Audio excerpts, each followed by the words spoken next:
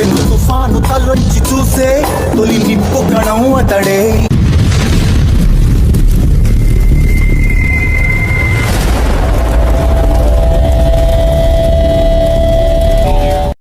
ನಮಸ್ಕಾರ ವೀಕ್ಷಕರೇ, ನಾನು ಹಿಂದೂ ಶಿವಸೇನಾ ಯೂಟ್ಯೂಬ್ ಚಾನಲ್ಗೆ ಸ್ವಾಗತ ಸುಸ್ವಾಗತ. ನಾನು ನಿಮ್ಮ ವೆಂಕಟ್.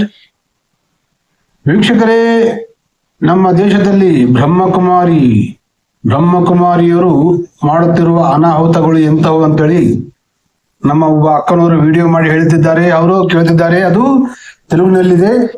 ಸೊ ನಮ್ಮ ಕರ್ನಾಟಕ ಜನರಲ್ಲಿ ಬಹಳಷ್ಟು ಜನಕ್ಕೆ ತೆಲುಗು ಬರೋದಿಲ್ಲವಲ್ಲ, ಕನ್ನಡ ಬರುತ್ತೆ. ಆ ಕನ್ನಡದಲ್ಲಿ ತಿಳಿಸಲು ಈ ವಿಡಿಯೋದ ಮೂಲಕ ప్రయత్నం ಮಾಡ್ತೇನೆ. ವೀಕ್ಷಕರೇ గమనబెట్టి ಕೇಳಿ. పిచ్చి ముదిరింది అంటే రోకలి తలకి చుట్టమన్నట్ట వెనకడుకోరు. అలాంటి పిచ్చి ముదిరిపోయినటువంటి కొంతమంది, నిజంగా చెప్తున్నాను, హైందవ ధర్మము అనేటటువంటి ఆ యొక్క ముసుగుని అనాలా లేకపోతే పైత్యము అనాలో అర్థం కానటువంటి విషయాలు. ఇవాళ రేపట్లో మనము పరాయి దేశంలో పరాయి మతస్థులతోటి ఎన్ని తలనొప్పులు ఈరోజు భారతదేశము పడుతుందో పక్కన పెడితే, వాళ్ళ వల్ల మనము ఎంతటి అభద్రతా భావానికి గురవుతూ ఎంత భయాందోళనలో ఉన్నామో ఆ విషయాన్ని కూడా పక్కన పెడితే, కొత్తగా పుట్టుకొస్తున్నటువంటి అనేకమైనటువంటి జాడ్యాలు సనాతన ధర్మాన్ని తూట్లు పొడవడానికి దేశంలో ఉన్నాయి అనడంలో అతిశయోక్తి లేదేమో. ಇಂಪಾಸಿಬಲ್, ಅದು ಮಾತ್ರ చెప్పండి. ಕೇಳಿದ್ರಲ್ಲ ವೀಕ್ಷಕರೇ, ಅಕ್ಕವ್ರು ಏನ್ ಹೇಳ್ತಿದ್ದಾರೆ? ಹುಚ್ಚು ಮುದಿರಿ ಹೋಗಿದೆನಬೇಕಾ ಅಥವಾ ಪೈತ್ಯ ಹೆಚ್ಚಾಗಿದೆನಬೇಕಾ?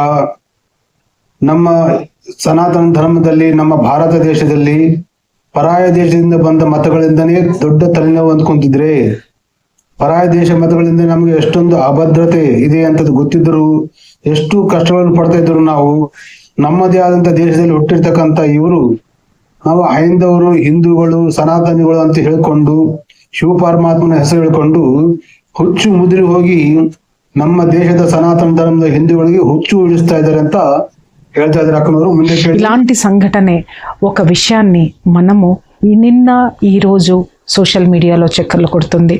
అదే మన కాళేశ్వరంలో జరుగుతున్నటువంటి సరస్వతి పుష్కరాల సందర్భంగా ఒకానొక చోట ద గ్రేట్ బ్రహ్మకుమారీస్ మఠము, ఆ యొక్క సభ్యులు చేసినటువంటి హల్చల్లు, దాన్ని అడ్డగించినటువంటి మన సనాతన ధర్మకర్తలు ఎవరైతే ఉన్నారో, సనాతన ధర్మం కోసం పోరాడేటటువంటి వాళ్ళు ఎవరైతే ఉన్నారో, వాళ్ళు వాటిల్ని అడ్డుకున్నటువంటి సంఘటన చాలా వైరల్ అయినటువంటి విషయం.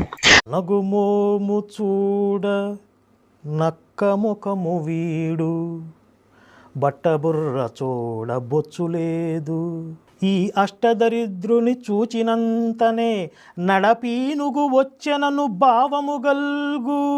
మై డియర్ ఫ్రెండ్స్, ఇక్కడ నేను మాట్లాడదలుచుకున్నది ఏంటి అనంటే, వాళ్ళు ఆ సనాతన ధర్మ ప్రచారకర్తలు ఎవరైతే ఉన్నారో, ఆ స్వాములు ఎవరైతే ఉన్నారో, వాళ్ళు అక్కడ ఉన్నటువంటి బ్రహ్మకుమారి సంస్థ యొక్క ఆ స్థావరాన్ని తీయించేయడమే కాకుండా, అంటే స్థావరాన్ని తీయమని వాళ్ళు అడగలేదు, అక్కడ ఉన్నటువంటి కొన్ని జాడ్యాలు వాళ్ళు ఏవైతే పెట్టారో, అక్కడ జరుగుతున్నది ఏంటి మై డియర్ ఫ్రెండ్స్?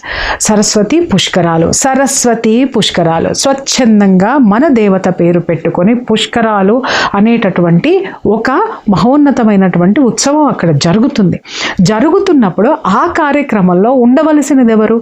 మన సనాతన ధర్మానికి సంబంధించినటువంటి దేవీ దేవతలు, వాళ్ళకి సంబంధించినటువంటి ఆ యొక్క భక్తులు, అలాగే అందుకు సంబంధించినటువంటి ప్రచారము, దానికి సంబంధించినటువంటి ఆ యొక్క ప్రవచనాలు అవి ఉండాలి తప్ప, అక్కడ చూసితే అందరి దేవుళ్ళని పెట్టుకొని వచ్చి ఇతర మతస్థుల యొక్క దేవుళ్ళను కూడా మనము సరస్వతి పుష్కరాలు అని ఏదైతే ప్రత్యేకించి మనం పెట్టుకున్నామో అక్కడ తీసుకొచ్చి పెట్టడంలో ఇక్కడ తప్పే లేదు. దాన్ని తప్పు అని కూడా నేను అనను.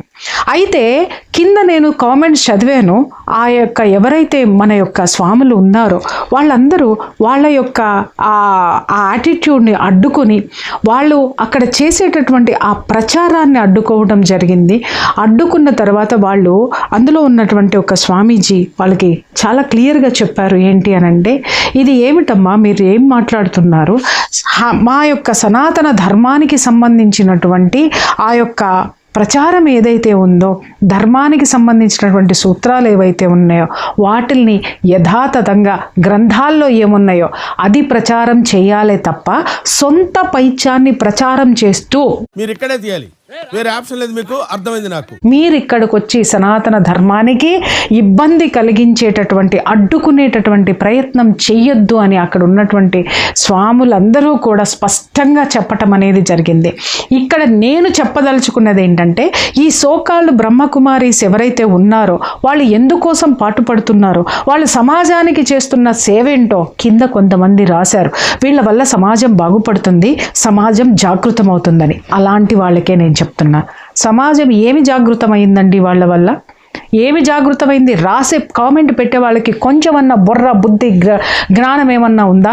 నాకు ಅರ್ಥ ಕಾಕ ಅಡುಗುತ್ತಾను. ಕೇಳಿದ್ರಲ್ಲ ವೀಕ್ಷಕರೇ, ಅಕ್ಕವ್ರು ಏನ್ ಹೇಳ್ತಿದಾರೆ, ನಮ್ಮ ಕಾಳಹಸ್ತಿಯಲ್ಲಿ ಕಾಳೇಶ್ವರದಲ್ಲಿ ಸರಸ್ವತಿ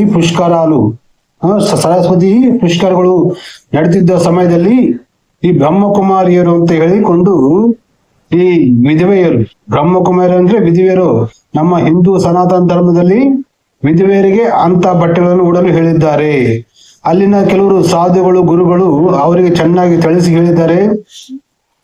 ಏನಮ್ಮ ನೀವು ಮಾಡ್ತಿರೋದು ಏನು, ನಮ್ಮ ಹಿಂದೂಗಳಂತ ಹೇಳ್ಕೊಂಡು ನೀವು ಅಲ್ಲಿ ಸರಸ್ವತಿ ಪುಷ್ಕರಗಳಲ್ಲಿ ಹಿಂದೂ ದೇವಿ ದೇವತೆಗಳ ಫೋಟೋಗಳು ಇರಬೇಕು, ಹಾಗೂ ಹಿಂದೂ ದೇವಿ ದೇವತೆಗಳ ವಿಗ್ರಹಗಳಿರಬೇಕು, ಮತ್ತು ಹಿಂದೂ ಧರ್ಮವನ್ನು ಆಚರಿಸುವಂತ ಭಕ್ತಾದಿಗಳಿರಬೇಕಲ್ಲವಾ. ಅದನ್ನು ಬಿಟ್ಟು ಇವರು ಬ್ರಹ್ಮಕುಮಾರಿಯರು ಅಲ್ಲ, ಜೀಸಸ್ ಕ್ರೈಸ್ಟ್ ಎಲ್ಲಾ ಧರ್ಮದವರು ತಂದು ಅಲ್ಲಿ ಇಡ್ತಾರಲ್ಲ, ಇದು ಎಲ್ಲಿವರೆಗೂ ನ್ಯಾಯ? ಹಾಗೂ ನೀವು ಸಮಾಜಕ್ಕೆ ಹೇಳ್ತಿರೋದೇನು, ಪರಮೇಶ್ವರ ಇವಾಗ ಬಂದಿದ್ದಾನೆ, ಪರಮೇಶ್ವರ ನಮಗೆ ಜ್ಞಾನ ಕೊಡ್ತಿದ್ದಾನೆ ಅಂತ ಹೇಳಿ ಸುಳ್ಳುಗಳು ಹೇಳಿ ಎಷ್ಟು ವರ್ಷ ಮೋಸ ಮಾಡ್ತಾರೆ ಹೀಗೆ ಜನರನ್ನ? ಪರಮಾತ್ಮ ಯಾರು ದಾದಾ ಲೇಖರಾಜ ಮೈ ಒಳಗೆ ಬರೋದೇನು, ಶರೀರದ ಒಳಗೆ ಬರೋದೇನು, ಜ್ಞಾನ ಕೊಡೋದೇನು? ಇದು ಹುಚ್ಚುತ್ತರ ಅನಿಸ್ತಾ ಇಲ್ವಾ? ನಂಬುವವರ್ಗಾದ್ರೂ ಬುದ್ಧಿ ಇರ್ಬೇಕಲ್ವಾ? ಪರಮಾತ್ಮ ಎಂಬುದು ಯಾರ್ದೋ ಒಬ್ರು ಶರೀರದಲ್ಲಿ ಬಂದು ಜ್ಞಾನ ಕೊಡುವುದೇನು? ಹೌದಲ್ವಾ ವೀಕ್ಷಕರೇ? ಸೊ ಹೀಗೆ ಅವರನ್ನು ಚೆನ್ನಾಗಿ ನಮ್ಮ ಸ್ವಾಮೀಜಿಗಳು ತಿಳಿಸಿ ಹೇಳಿದ್ದಾರೆ. ಹಾಗೂ ಈ ಅಕ್ಕನವರು ಕೂಡ ವಿಡಿಯೋ ಮಾಡಿದ್ದಕ್ಕೆ ಕಾಮೆಂಟ್ ಯಾರ್ಯಾರು ಏನೇನು ಹುಚ್ಚ ಕಾಮೆಂಟ್ಗಳು ಮಾಡಿದ್ದಾರಂತೆ. ಸರಿ, ಮುಂದೆ ಕೇಳೋಣ. ఈ బ్రహ్మకుమారి సంస్థాపక ముస్లిం అంతేಳಿ ಹೇಳಿದ್ದಾರೆ, ಕೇಳಿ. సృష్టిద్దామని ఇప్పుడు ఆయన వాళ్ళ లీడర్ ఆయన పేరు ఏదో ఉంటుంది అనుకో, అదేదో ముస్లిం పేరే, బాబా. ఒక ఫోటో పెట్టుకుని ఒక రూమ్ ఒకటి ఏర్పాటు చేసుకుని ఒక ఎర్ర లైట్ వేసుకుని అక్కడ కూర్చుంటారు. అంటే ఇది ఒక సంకల్పంతో. ఇప్పుడు నేను సన్ స్పిరిచువల్ సొసైటీ అని ఒక ట్రస్ట్ పెట్టానండి, నేను వ్యవస్థాపకుడిని.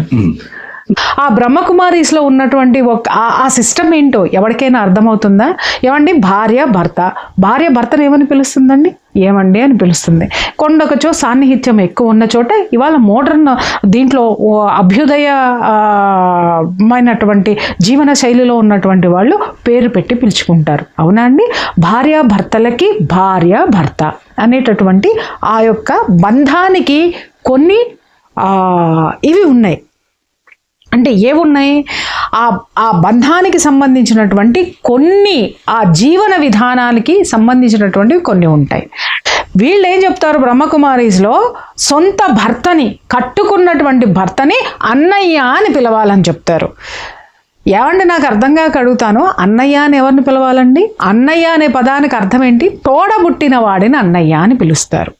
ఏమండి, అన్నయ్యతో పోయి సంసారం ఎవరు చెయ్యరు కదా, అలాగే భర్తని అన్నయ్య అని పిలిచిన తర్వాత సంసారము చెయ్యకూడదు కదా? ఏమన్నా బుర్ర ఏమన్నా ఉందా వాళ్ళకి? ఆ సంస్థ ఇంత పెద్దగా ప్రపంచం మొత్తం వ్యాపింపజేసి ఇక్కడ నిజంగా ఏ అజ్ఞానం అనాలో, లేకపోతే ఓటు బ్యాంకు కోసం అనాలో, లేకపోతే వాళ్ళ స్వప్రయోజనాల కోసం అనాలో, కొంతమంది రాజకీయ నాయకులు కూడా చాలా చాలా చాలా అత్యున్నతమైనటువంటి పదవుల్లో ఉన్నటువంటి రాజకీయవేత్తలు, రాజకీయ నాయకులు కూడా వాళ్ళ సంస్థలకు వెళ్ళి వాళ్ళని పరామర్శించి వాళ్ళ యొక్క కార్యక్రమాల్లో పాల్గొనటం అనేది మాత్రం నేను చెప్తున్నాను కదా, నిజంగా సిగ్గుచేటండి. ಸೊ ಕೇಳಿದ್ರಲ್ಲ ವೀಕ್ಷಕರೇ, ಅಕ್ಕೋರು ಏನ್ ಹೇಳ್ತಿದಾರೆ, ಈ ಬ್ರಹ್ಮಕುಮಾರಿಯರು ತಮ್ಮ ಆಶ್ರಮಕ್ಕೆ ಹೋದವರಲ್ಲಿ ಬ್ರಹ್ಮಕುಮಾರಿಯರಿಗೆ ಗಂಡ ಹೆಂಡತಿಯನ್ನು ಗಂಡನನ್ನು ಹೆಂಡತಿ ಅಣ್ಣ ಅಂತ ಕರಿಬೇಕಂತೆ, ಗಂಡ ಹೆಂಡತಿಯನ್ನು ಅಕ್ಕ ಅಂತ ಕರಿಬೇಕಂತೆ. ಗಂಡ ಹೆಂಡತಿ ನಮಗೆ ಹಿಂದೂ ಧರ್ಮದಲ್ಲಿ ಒಂದು ಪವಿತ್ರವಾದ ಸಂಬಂಧಗಳು ಇಟ್ಟಿದ್ದಾರೆ, ಹೌದಾ? ಪವಿತ್ರವಾದ ಸಂಬಂಧಗಳೇನು? ನಮ್ಮ ಹಿಂದೂ ಧರ್ಮಗಳಲ್ಲಿ ಕೆಲವೊಂದು ಗೋತ್ರಗಳು ಹಾಗೂ ಕಂಕಣಗಳು ಅಂತ ಇರುತ್ತವೆ, ಹೌದಾ ಅಲ್ವಾ ವೀಕ್ಷಕರೇ? ನಿಮ್ಗೆಲ್ಲ ಗೊತ್ತಿರುತ್ತಲ್ಲ, ಹಿಂದೂಗಳಿಗೆ ಕಂಕಣ ಗೋತ್ರ ಇರುತ್ತೆ ನಮ್ಗೆ, ಹೌದಾ? ಸೊ ಗೋತ್ರ ಕೇಳ್ತಾರೆ, ಯಾರು ಹೆಣ್ಣನ್ನ ನಾವು ಮದುವೆ ಮಾಡ್ಕೊಳ್ಬೇಕಾದ್ರೆ ನಿಮ್ ಗೋತ್ರ ಯಾವ್ದಪ್ಪ ಅಂತ ಕೇಳ್ತಾರೆ, ಹೌದಲ್ವಾ? ಒಂದ್ ವೇಳೆ ನಮ್ ಗೋತ್ರ ಬೇರೆ ಆದ್ರೆ ಮಾತ್ರ ಆ ಸ್ತ್ರೀಯನ್ನು ನಾವು ಮದುವೆ ಮಾಡಿಕೊಳ್ಳಬಹುದು ಅಂತ ನಮ್ಮ ಹಿರಿಯರು, ನಮ್ಮ ಋಷಿಮುನಿಗಳು, ನಮ್ಮ ಜ್ಞಾನಿಗಳು ನಮಗೆ ಕೊಟ್ಟಂತ ಜ್ಞಾನ. ಒಂದ್ ವೇಳೆ ಆ ಗೋತ್ರ ಅವ್ರದ್ದು ನಮ್ದು ಸೇಮ್ ಒಂದೇ ಗೋತ್ರ ಆದ್ರೆ ಮದುವೆ ಮಾಡ್ಕೊಳ್ಳೋದಕ್ಕೆ ಬರೋದಿಲ್ಲ, ಅಣ್ಣ ತಂಗಿ ಆಗ್ತಾರಂತ ಒಂದು ನಿಯಮ ಇದೆ ನಮ್ಮಲ್ಲಿ, ಹೌದಾ ಅಲ್ವಾ ವೀಕ್ಷಕರೇ? ಇದು ನಿಮ್ಗೆಲ್ಲರಿಗೂ ಗೊತ್ತಿರುವ ವಿಷಯ, ಗೋತ್ರದ ವಿಷಯ, ಹೌದಲ್ಲ? ಹಾಗಿದ್ದಲ್ಲಿ ಈ ಬ್ರಹ್ಮಕುಮಾರಿಯರು ಮದುವೆ ಆದವರನ್ನೇ ನೀವು ಅಣ್ಣ ತಂಗಿ ಅಂತ ಕರ್ಕೋಬೇಕು ಅಂತ ಹೇಳಿದ್ರೆ ಇದು ಎಂತ ಹುಚ್ಚು ಪೈತ್ಯ ಹಿಡಿದಿರ್ಬೋದು ಇವರಿಗೆ. ಇವರು ಸನಾತನ ಧರ್ಮದ ಹಿಂದೂಗಳಂತ ಹೇಳಿಕೊಂಡು ಸನಾತನ ಧರ್ಮದಲ್ಲಿ ಇರತಕ್ಕಂತ ಧರ್ಮ ಗಂಡ ಹೆಂಡತಿ ಅಣ್ಣ ತಂಗಿ ಅಂತ ನಾವ್ ಯಾರಿಗೆ ಕರ್ತೀವ್ರಿ? ಒಡ ಹುಟ್ಟಿದವರಿಗೆ ಅಣ್ಣ ಅಂತ ಕರ್ತೀವಿ, ತಂಗಿ ಅಂತ ಕರ್ತೀವಿ, ಅಕ್ಕ ಅಂತ ಕರ್ತೀವಿ, ಹೌದಾ? ಮತ್ತೆ ಗಂಡ ಹೆಂಡತಿ ಅಣ್ಣ ತಂಗಿ ಕರ್ಕೋಬೇಕಂದ್ರೆ ಎಂತ ದರಿದ್ರವಾದಂತ ಆಲೋಚನೆ ಇವ್ರದು, ಬ್ರಹ್ಮಕುಮಾರಿಯರದು. ಆಲೋಚನೆ ಮಾಡಿ, ಇವಾಗ ಅಣ್ಣ ತಂಗಿ ಅಂತ ಕರ್ಕೊಂಡ್ ಮೇಲೆ ಅವ್ರು ಸಂಸಾರ ಮಾಡಕ ಬರ್ತದ? ಒಂದು ವೇಳೆ ಸಂಸಾರ ಮಾಡಿದ್ರು ಅಂತ ತಿಳ್ಕೊಳ್ಳಿ, ಅಣ್ಣ ತಂಗಿ ಅಂತ ಗಂಡ ಹೆಂಡತಿ ಸಂಸಾರ ಮಾಡಿದ್ರೆ ಮತ್ತೆ ಅದೇ ಮನೆಯಲ್ಲಿ ಇರ್ತಕ್ಕಂತ ಗಂಡ ಹೆಂಡತಿ ಮನೆಯಲ್ಲಿ ಅಣ್ಣ ತಂಗಿ ಅಂತ ಅಕ್ಕ ಅಂತ ಕರ್ಕೊಂಡ್ರೆ ಅವ್ರಿಗೆ ಹುಟ್ಟಿರ್ತಕ್ಕಂತ ಅಣ್ಣ ತಂಗಿ ಏನ್ ತಿಳ್ಕೊಂತಾರೆ? ಮತ್ತೆ ಅವ್ರು ಏನ್ ಮಾಡಬಹುದು? ಮತ್ತೆ ಅಪ್ಪ ಅಮ್ಮನೇ ಅಣ್ಣ ಅಂತ ತಂಗಿ ಅಂತ ಕರ್ಕೊಂಡು ಅವರು ಸಂಭೋಗ ಮಾಡ್ತಾರ, ನಮ್ಮನ್ನ ಉಡ್ಸಾರ ಮಕ್ಕಳನ್ನ. ಮತ್ ನಾವ್ ಅಣ್ಣ ತಂಗಿ ಸೆಕ್ಸ್ ಮಾಡಿದ್ರೆ ತಪ್ಪೇನಂತ ಹೇಳಿ ಒಂದೇ ಮನೆ ಇರ್ತಕ್ಕಂತ ಒಡ ಹುಟ್ಟಿದ ಅಣ್ಣ ತಂಗಿ ಪಾಪ ಮಾಡುವ ಸಾಧ್ಯತೆಗಳು ಇವೆಯಾ ಇಲ್ಲವಾ? ಇದು ನಮ್ಮ ಹಿಂದೂ ಸನಾತನ ಧರ್ಮದ ಹಿಂದೂಗಳ ಧರ್ಮವನ್ನು, ಆಚಾರಗಳನ್ನು, ಪದ್ಧತಿಗಳನ್ನು ನಾಶ ಮಾಡುವುದು ಮತ್ತು ಭ್ರಷ್ಟು ಇಡಿಸುವುದ ಪದ್ಧತಿ ಹೌದಾ ಅಲ್ವಾ? ವಿಚಾರ ಮಾಡಿ ವೀಕ್ಷಕರೇ, ಹಿಂದೂಗಳೇ. ಈ ಬ್ರಹ್ಮಕುಮಾರಿಯರನ್ನು ಏನ್ ಮಾಡಬೇಕು? ಈ ಬ್ರಹ್ಮಕುಮಾರಿಯರು ಕೆಲವರು ಇದ್ದಾರೆ ನಮ್ಮ ಸರ್ಕಾರದಲ್ಲಿ, ಎಂತೆಂತೋ ಬಾಬಾಗಳು ಅವೆಲ್ಲ ಹೋಗ್ಯಾರ. ಆದ್ರೆ ಈ ಸರ್ಕಾರದಲ್ಲಿ ಇರ್ತಕ್ಕಂಥ ಕೆಲವು ದೊಡ್ಡ ದೊಡ್ಡ ಲೀಡರ್ಗಳು, ರಾಜಕೀಯ ನಾಯಕರು ಕೂಡ ತಮ್ಮ ವೋಟ್ ಬ್ಯಾಂಕ್ ಸಲುವಾಗಿ ಇವ್ರು ಮಾಡುವ ಕಾರ್ಯಕ್ರಮಗಳಿಗೆ ಹೋಗಿ ಇವ್ರ ಸಿದ್ಧಾಂತಗಳೇನು ಏನಂಬುದು ತಿಳ್ಕೊಳ್ಳಾರ್ದೆ ಅವರಿಗೆ ಕಾರ್ಯಕ್ರಮಗಳಲ್ಲಿ ಪಾಲ್ಗೊಂಡು ಅವರನ್ನು ಮೆಚ್ಚಿಸ್ತಾರೆ. ಸೊ ಇಂಥ ಪದ್ಧತಿ ಇರುವಾಗ ನಮ್ಮ ದೇಶದಲ್ಲಿ ಹಿಂದೂಗಳಿಗೆ ಪರದೇಶದಿಂದ ಬಂದಂತ ಮತಗಳಿಂದನೇ ತಲೆನೋವಾಗಿದ್ದರೆ, ಹೊರದೇಶದಿಂದ ಬಂದ ಮತಗಳಿಂದನೇ ನಮಗೆ ಅಭದ್ರತೆ ಇದೆ. ಈಗ ನೋಡ್ತಾ ಇದ್ರಲ್ಲ, ಬಾಂಗ್ಲಾದೇಶದಲ್ಲಿ ಹಿಂದೂಗಳನ್ನು ಕಟ್ಟರಪಂಥಿಗಳು ಕೊಲ್ತಾ ಇದ್ದಾರೆ, ಪಾಕಿಸ್ತಾನದಲ್ಲಿ ಕೊಲ್ತಾ ಇದ್ದಾರೆ, ಹೌದಾ? ಸೊ ಪ್ರಪಂಚದಲ್ಲಿ ನಮ್ಮ ಹಿಂದೂಗಳಿಗೆ, ಸನಾತನ ಧರ್ಮಕ್ಕೆ ಹಿಂದೂಗಳಿಗೆ ಶತ್ರುಗಳಿದ್ದಾರೆ. ಅಂತದ್ರಲ್ಲಿ ಮತ್ತೆ ನಮ್ಮ ಧರ್ಮದಲ್ಲೇ ಹುಟ್ಟಿಕೊಂಡಂತ ಈ ಬ್ರಹ್ಮಕುಮಾರಿಯನ್ನು ನಾವು ಹಿಂದೂಗಳಂತ ಹೇಳ್ಕೊಂಡು ಹಿಂದೂಗಳಿಗೆ ಮೋಸ ಮಾಡಿ ಹಿಂದೂಗಳ ಆಚಾರ ವಿಚಾರಗಳನ್ನು ಭ್ರಷ್ಟು ಹಿಡಿಸಿ, ದಲಿದ್ರ ಹಿಡಿಸಿ, ಒಂದೇ ಮನೆಯಲ್ಲಿ ಇರ್ತಕ್ಕಂಥ ಅಣ್ಣ ತಂಗಿ ಪಾಪ ಮಾಡುವ ಕೃತ್ಯಗಳಿಗೆ ಸಲಹೆ ಕೊಡುವ ಇಂಥ ಬ್ರಹ್ಮಕುಮಾರಿಯರನ್ನು ಏನು ಮಾಡಬೇಕು? ಸೊ ವೀಕ್ಷಕರೇ, ಯೋಚನೆ ಮಾಡಿ. ಮತ್ತೆ ಮುಂದಿನ ವಿಡಿಯೋ ಜೊತೆಗೆ ಭೇಟಿಯಾಗೋಣ. ನಮ್ಮ ವಿಡಿಯೋನ ಸಬ್ಸ್ಕ್ರೈಬ್ ಮಾಡ್ಕೊಳ್ಳಿ, ಲೈಕ್ ಮಾಡಿ, ಹಾಗೂ ನಿಮ್ಮ ಬಂಧು ಮಿತ್ರರಿಗೆ ಶೇರ್ ಮಾಡಿ. ಈ ವಿಷಯವನ್ನು ತಿಳಿಯುವ ಹಾಗೆ ಮಾಡಿ. ಬ್ರಹ್ಮಕುಮಾರಿಯರಿಂದ ಜಾಗೃತರಾಗಿರಿ. ಆಗ ಬ್ರಹ್ಮಕುಮಾರಿಯರು ನಿಮ್ಮಲ್ಲಿಗೆ ಬಂದ್ರೆ ಚಪ್ಪಲಿ ತಗೊಂಡು ಹೊಡೆದು ಕಳಿಸಿಬಿಡ್ರಿ ಅವ್ರನ್ನ. ಅವರ ಮತದ ಬಗ್ಗೆ ಹೇಳಿದ್ರೆ, ನಮ್ಗೆ ಶಿವ ಪರಮಾತ್ಮ ಜ್ಞಾನ ಕೊಡ್ತಾ ಇದ್ದಾನೆ, ಶಿವ ಪರಮಾತ್ಮ ದರ್ಶನ ಕೊಟ್ಟಿದ್ದಾನೆ, ಶಿವ ಪರಮಾತ್ಮ ಯಾರು ದಾದ ಲೇಖರಾಗಿ ಸಾಕ್ಷಾತ್ಕಾರ ಆಗಿದ್ದಾನೆ ಅಂತ ಹೇಳಿದ್ರೆ ಚಪ್ಪಲಿ ತಗೊಂಡು ಹೊಡೆದು ಕಳಿಸ್ಬಿಡ್ರಿ. ಮುಲಾಜಿಲ್ಲದೆ ನಮ್ಮ ಹಿಂದೂಗಳನ್ನು, ನಮ್ಮ ಹಿಂದೂ ಹೆಣ್ಮಕ್ಳನ್ನು ಕಾಪಾಡಿಕೊಳ್ಳುವುದು ನಮ್ಮೆಲ್ಲರ ಹಿಂದೂಗಳ ಕರ್ತವ್ಯ, ಪ್ರತಿಯೊಬ್ಬ ಹಿಂದೂಗಳ ಜವಾಬ್ದಾರಿ. ಸೊ ವೀಕ್ಷಕರೇ, ಈ ವಿಡಿಯೋ ಬಗ್ಗೆ ಮತ್ತೆ ನೀವೇನಂದ್ರೆ ಕಾಮೆಂಟ್ ಮಾಡಿ ತಪ್ಪದೆ ತಿಳಿಸಿ. ಮತ್ತೆ ಮುಂದಿನ ವಿಡಿಯೋ ಜೊತೆಗೆ ಭೇಟಿ ಆಗೋಣ. ಅಲ್ಲಿವರೆಗೂ ಜೈ ಹಿಂದ್, ವಂದೇ ಮಾತರಂ, ಭಾರತ್ ಮಾತಾ ಕಿ ಜೈ.